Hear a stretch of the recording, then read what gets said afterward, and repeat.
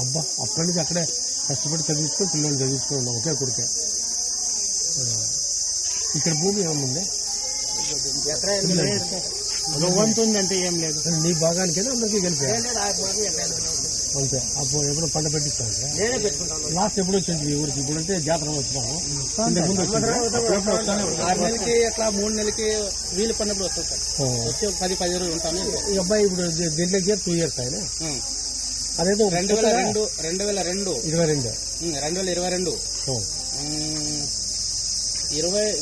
తేదీ పోయినాడు సార్. 8వ నెల 8వ తేదీ 2022 నవంబరు 22 నవంబర్ 8వ తేదీ. అది సర్టిఫికేట్ పోయింది అంతా నా దగ్గర అవునా? చూడాలి కానీ కానీ నవంబర్ నెలలోనే పోయిండేది.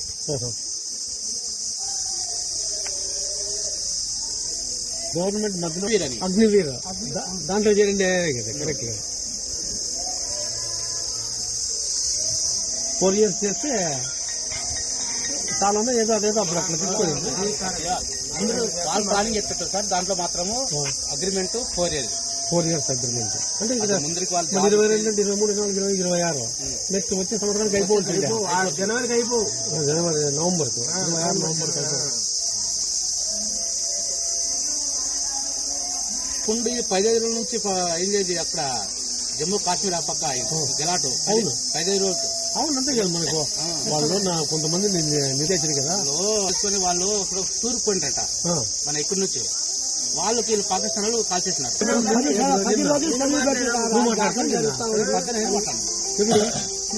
8:30కే పొద్దున్నే సార్.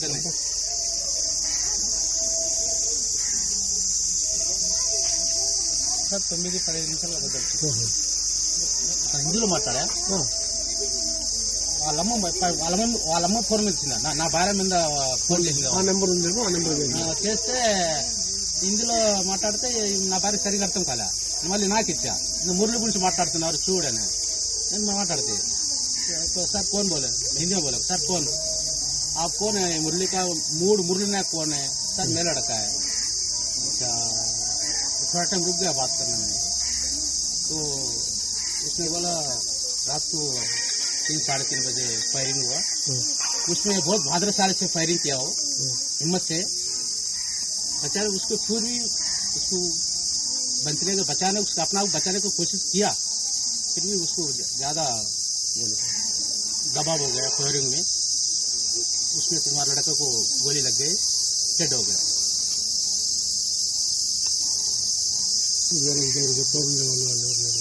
అతను వాక్యం చెప్పేది మళ్ళీ ఇంకో తెలుగు పిల్లడు మన ఆడే ఉన్నాడు, అతను ఫోన్ చేసిందట.